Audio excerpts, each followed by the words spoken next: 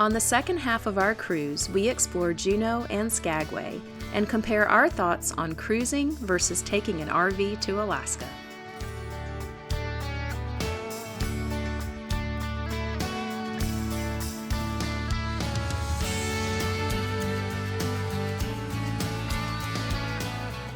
On the way to Juneau, our ship sailed through the Endicott Arm, one of many fjords in Alaska. This fjord is 30 miles long, and nearly 1/5 of it is covered with ice.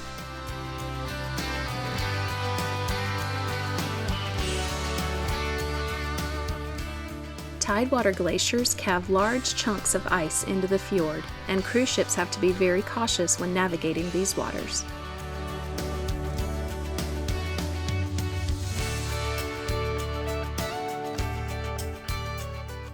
We just made it to Juneau, and guess what? No rain, yet again. It's supposed to start later today, so we're gonna go out. Again, we've rented another car with Turo, so we're hoping to go off and explore. Let's go. Why are we taking the stairs? Because the elevator is packed with people trying to all get off the boat at the same time.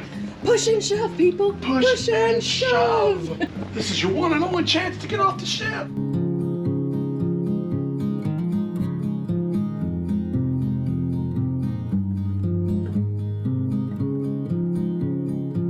When you rent a vehicle with Turo, you can actually have them deliver it to wherever you want. So we told the guy that we rented the car from what berth our cruise was going to dock in, and we walked maybe 1/3 of a mile. So there's our ship back there, and they park the car, send you pictures of where it's located, and you have a lockbox for the key, put in your code, and you're off. Pretty simple. Pretty cool. Well, it beats the heck out of a traditional rental car company. It does. And it's a fraction of the price. Yes, you this can't was, go wrong. I think this was $118 for the afternoon, or for a full day rental, and we're splitting the cost 4 ways, so $60 for our part, and that's just ridiculously cheap, especially when you compare that to the cost of doing an excursion with the cruise. So let's go have some adventures. One of the most popular sites in Juneau is the easily accessible Mendenhall Glacier, which is 13 miles long.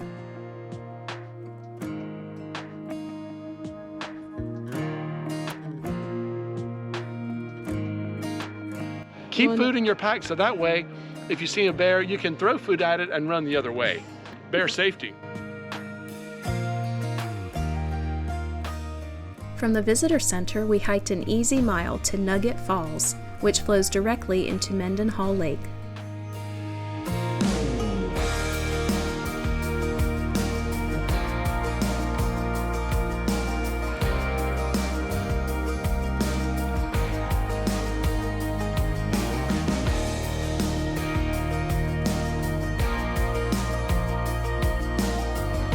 I am not happy.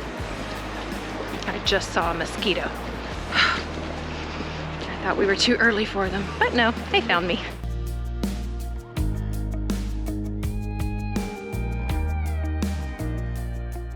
After cultivating her family garden for over 40 years, local resident Caroline Jensen donated the Jensen-Olson Arboretum to the city of Juneau for public enjoyment. Since tour buses can't fit in the parking lot here, it was nice to have a quiet moment away from the cruise ship crowds.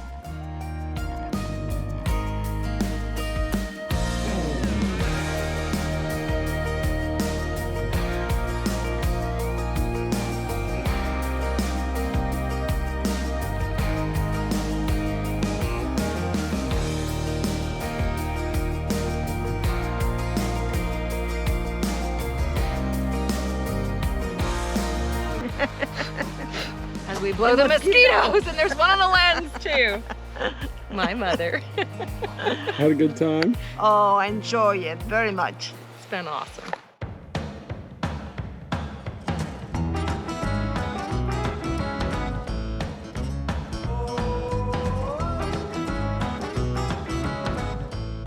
Back in downtown Juneau, we visited Takhu the whale, a life-size bronze sculpture of a breaching humpback whale.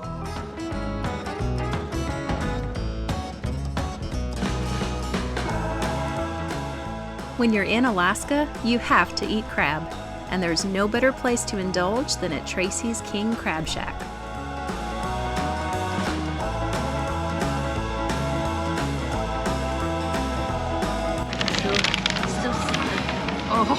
Oh.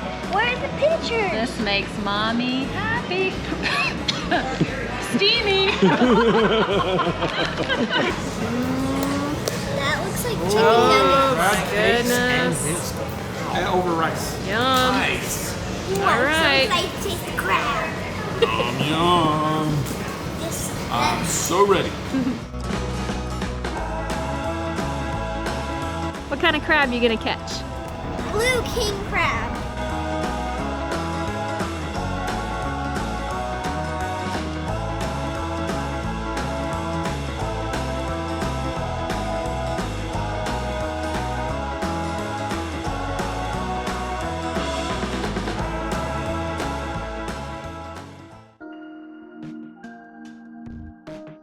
Welcome back to Skagway. We've enjoyed the town every time we've been here.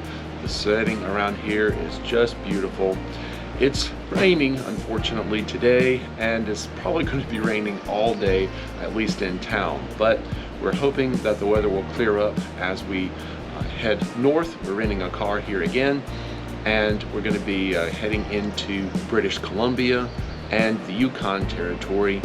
And we're excited to be able to show that area to Rita and David. So we're hoping the weather may clear up a bit, but even if it doesn't, I think we'll still have a good time.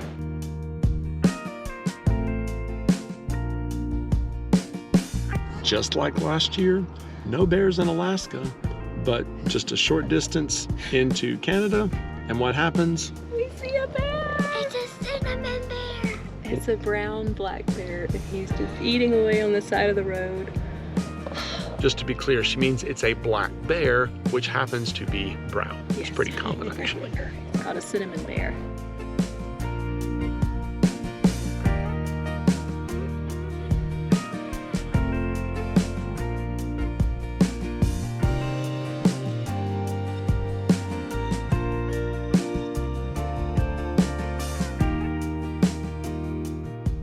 From here to Skagway is just one of the most beautiful places we've ever been.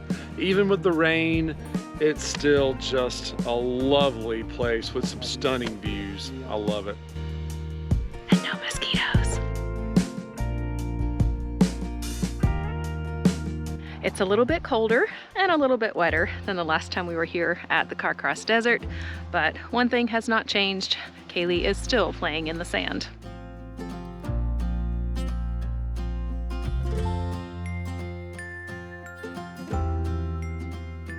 David and I are walking up or climbing up one of these dunes. I've forgotten how hard it is to walk in deep sand. It just, it's harder to maintain your balance, and yeah, you kind of sink into it, and then when it gets steep, you're kind of climbing 2 steps and sliding down 1. Yeah, we're not gonna let the weather keep us from still having a good time.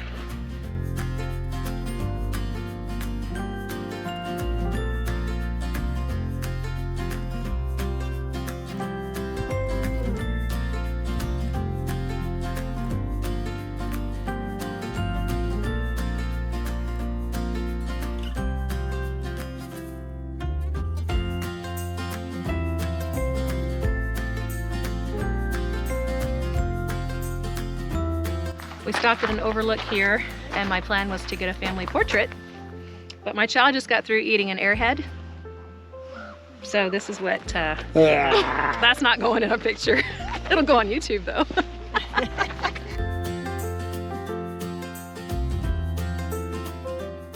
However, you get to come here, whether you drive an RV and you come up here on your way to Alaska, or you come up on a cruise and you want to rent a car or take a tour, if you get the chance, you really need to see this. It's a very special place, but it is a little bit chilly.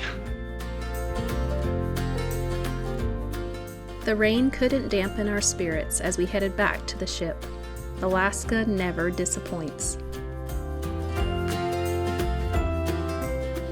Even though we'd finished touring, the fun wasn't quite over yet. Steve Heights is a Skagway resident and a great entertainer who performs on many ships docked here. Where the rivers are winding, big nuggets they're finding. North to Alaska, go north, the rush is on. Steve's true talent comes alive with stories of the Alaska Gold Rush. In August of 1897, a horse could be purchased in the city of Chicago, Illinois from a respectable salesman for the price of $5.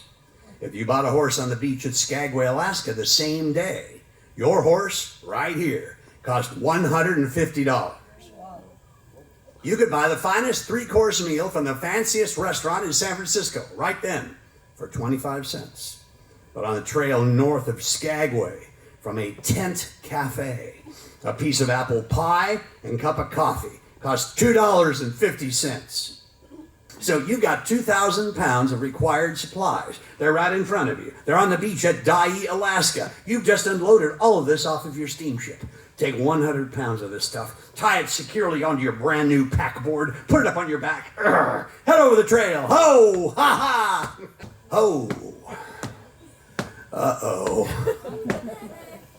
A day and a half later, you get to the summit, 17 miles up the trail. Stop, take off your first 100-pound load and cache it.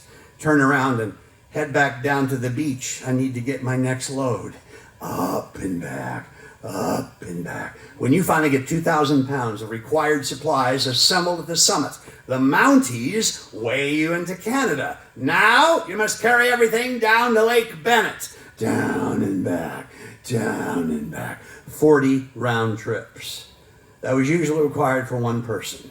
To carry 2,000 pounds of supplies on your back over the 33-mile-long, 3,600-foot-high Chilkoot Pass. At about the 7th or 8th trip, it started to snow.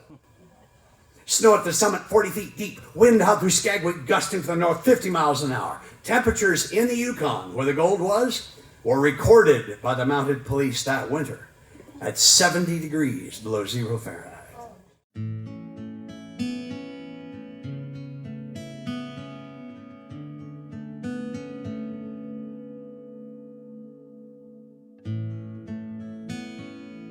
Sometimes you just have to walk on the wild side, sort of. It's really windy today. We're feeling the boat sway a lot. Oh yeah. Said there's some high winds, so it's a little... A little tipsy. Not that way, but you know. Even in 45 degrees, everybody's gonna have their ice cream.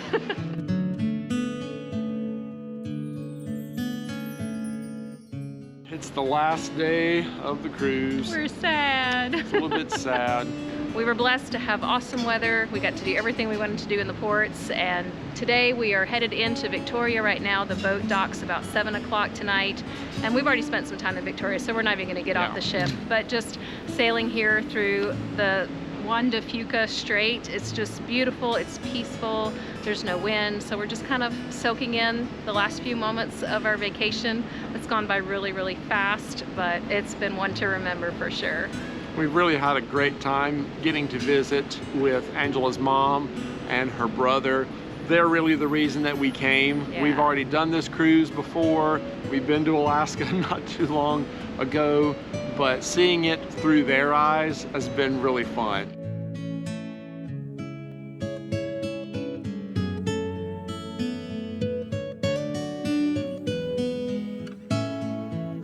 Hey guys, we just wanted to jump in really quick and give you some pros and cons of cruising to Alaska versus RVing to Alaska, since we've done both of them in the span of 12 months. We've both written down our lists of the advantages of cruising versus taking an RV, both of those. This is going to be the first time that we share them with each other, and it'll be with you. My favorite part about cruising to Alaska was being able to relax. There's no doubt when you take an RV, there is a lot of work involved. You have to think about where you're gonna dump your tanks, where you're gonna park for the night, whether or not you have hookups, and you have to conserve water. When you're on a cruise, you are on true vacation. You don't have to cook, you don't have to clean, you don't have to make your bed every day. It's just more peaceful. If you are not into planning, if you're not into all the details, and you just want to be able to relax and go on a vacation and see Alaska without a lot of work, a cruise is a great choice. Absolutely. One of my big advantages with cruising is that it gives you access to places that you simply can't take an RV. If you're wanting to go to Juneau, if you're wanting to go to Ketchikan, the only way you can get there is by plane or a boat. And you're not going to take your RV on a plane, so the only way to get there is by boat. And the ferries from Seattle up to Ketchikan and Juneau are pretty spendy. Well, my second favorite thing about taking the cruise to Alaska was the ability to take everybody in the family. If you're looking for a group vacation and you have lots of people, different ages, different abilities, it's a great way for everyone to see Alaska together. You can see so much just from the boat. You don't even have to get off the boat to see some beautiful things in Alaska. If the purpose of your trip is to do something together as a family, a cruise is a great way to go. And while this wasn't a huge advantage for us, I can see it being a huge advantage for a lot of people. It requires a lot less time. You stole my third one. Yeah, sorry. If you're going to take a cruise to Alaska, most of them are going to be about 7 days, and that works really well for the amount of time that a lot of people get to take. So you get to see a lot of really neat places in Alaska. You get to see some of the highlights that the state has to offer within only a 1 week period of time. If you're going to be taking an RV up to Alaska, depending on where you're starting from, in my view, if you're going to do it reasonably well and not just make a stunt out of it, you're probably going to need a good 8 weeks. Right. Well, since he stole my third pro, I had kind of a bonus pro, was that you get to meet a lot of really interesting people on a cruise ship. We met lots of world travelers, we met lots of people from the US, we met incredible staff. The staff with the Princess Cruise was amazing. We just met the nicest people, and they made the difference really in whether or not we enjoyed being on the ship. It was always smiling faces, and they just treated us like family. My last advantage of cruising, you already are going to have lots of entertainment on board the ship. If you've got kids, they're probably going to love the cruise. There's a pool. There's a pool. Kids club. Yep. The kids typically are just going to love it. And even for adults, they have lots of shows that can be anything from like trivia game shows to musicals. There's something to do pretty much nonstop. That's certainly not the case when you're driving thousands of miles to and from Alaska. Okay, have fun. Thank you. So things you liked about cruising. Yes, I get it. These are the things that I did like about the cruise. One of the good things is unlimited food. Oh, the food was so good. And the second thing is I got to swim and swim and swim and swim. The third thing I liked was the kids club. I got to play video games, skee ball, and basketball. It was really, really fun. Bye. Enough about the advantages of cruising. Let's talk about some of the advantages of taking an RV up to Alaska. All right, I'll let you go first. Mine is that if you are taking an RV, you have so much flexibility. You took my first one too. You can go wherever you want to go as long as there's a road to get there. You get to stay however long you want to stay. If you want to hang out there for 3 days waiting for 1 day of really nice weather, It's worth it. yeah, it's totally worth it. You can do that. Right. If you're on a cruise, you don't have that flexibility. You're pretty much going to go to the same 3-4 ports, and they're all there in those ports for a grand total of 1 day. Sometimes a half day. We were in Juneau from 12 o'clock to 6 o'clock. So, you know, that's not a lot of time to tour. And it's very much a vacation in a box. And so if your goal is to see the true Alaska and to see it in nice weather and not be rained out or clouded out, a cruise is risky for sure. If you're on a 7-day cruise, worst case scenario, you get food poisoning or a stomach bug or a really bad cold and you just want to lay in bed, the rest of your cruise is shot. If you get sick when you're on an RV trip, you can make up for that time. It doesn't ruin the entire week because you have a much longer span of time to travel in. All right, so what's your number one advantage of taking an RV? Money, honey. You stole one of mine now. I'm sure I did. We are alike in that way. There is no doubt, if you guys have watched our recap of our trip to Alaska, we did our 10 weeks in Alaska for actually slightly less than what it cost us to do a 7-day cruise to Alaska. 10 weeks versus 1 week. That's a big, big difference. If you're going to go to Alaska and you're going to do a lot of the big, fancy, huge excursions where you're going to take a helicopter ride out to land on a glacier, and then you're going to get to go on a dog sled ride around the glacier, you can spend a fortune either way. You can do those kind of things if you're cruising. Absolutely. You can do those kind of things if you're taking an RV. It's really up to you. And that's what we did with the cruise to Alaska. We did not buy any extra packages. We didn't have Wi-Fi. We didn't have the drinks package. We didn't do photos. We didn't even do any excursions with Princess. We simply rented cars at every port and did that on our own. So our cruise was actually fairly cheap for what you can do a 7-day cruise to Alaska for. But also our 10-week RV trip was very cheap compared to what you can spend. So really it depends on you, but you can get more bang for your buck if you're willing to not have hookups every night in Alaska, to forego some of those really expensive excursions, and you can still have an amazing time. When you get to take an RV, you get to go all over Alaska if you want to. If you're taking a cruise, you're only seeing just that southeastern little strip of Alaska, and most of the state you just don't get to see at all. Well, this one probably comes from being a mom, but I like the stability that you get in an RV. You're sleeping in your bed every night. You are cooking your own food that you're accustomed to cooking, food that your kids are accustomed to eating. There's just a sense of normalcy about having that routine of being in your own little space for such a long time that for me it was kind of that sense of being home even though you are on the road. You would think that, having this smorgasbord of food in front of me all the time would just be this phenomenal thing. But by about day 2, we were kind of like, the food just kind of gets a little bit... It gets to be too much. We don't eat like this at home. You know, we don't do the buffet. We don't do the all-you-can-eat thing. And it got to be too much. And so we like keeping it normal. It loses its luster pretty quickly. While this might seem a little bit touchy-feely, I really do think that it is a big advantage of taking an RV. You get to meet so many more Alaskans.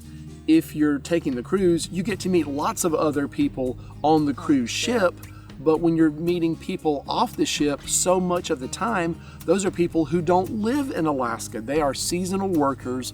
If you really want to meet Alaskans, you want to see how Alaskan people live. You want to get sort of that view of the culture of Alaska, and it is a very different culture than pretty much anywhere else in the lower 48. You get to see so much more of that. You get to experience so much more of that flavor when you are taking an RV. And this one might be a little bit controversial, but controversy is okay. We don't have to please everybody. No, and this is definitely dependent on how you feel, but I don't do well in crowds. When you're in an RV, you can choose to be off on your own. You can choose to be in solitude. When you are on a cruise ship, it ain't gonna happen, buddy. Sorry. Unless you stay holed up in your room the entire time, you will be around a lot of people, whether it's in the dining room, whether it's at the shows, whether it's just on the walking track. There are people everywhere, and I struggle with that personally. Halfway through the cruise, we stopped taking the elevator because there was always just a mass of people wanting to get on the elevator. We just finally said, enough of this. We are just going to take the stairs, and we did that the rest of the trip, and it was so much better than just being packed into an elevator, and you know, at every floor it stops and more people pile in, so you just get pushed further and further to the back, and I'm like, I can't handle this. And then it lets you also work off some of all of those calories that you've been shoveling in at the buffet. That's true. So if you don't like crowds, reconsider the cruising thing. In case you can't tell at this point, we certainly prefer taking an RV. We do not regret the cruise. It was a situation where we were able to be with my mom, especially, who's getting older, and this was definitely the last vacation she was able to take, and that's priceless. If your goal is just to go chill and relax and you don't want to think and you don't want to have to plan, by all means, a cruise is more up your alley. But if you want to experience Alaska and you don't mind putting in some elbow grease and some planning and lots of hours with researching, we feel like it is worth the work for the reward that you get. And while we definitely preferred taking our RV to destinations rather than cruising to them, it's a little bit hard to take your fifth wheel to Europe. Join us down the road as we cross the pond and kick off our jolly holiday in London before getting on another cruise.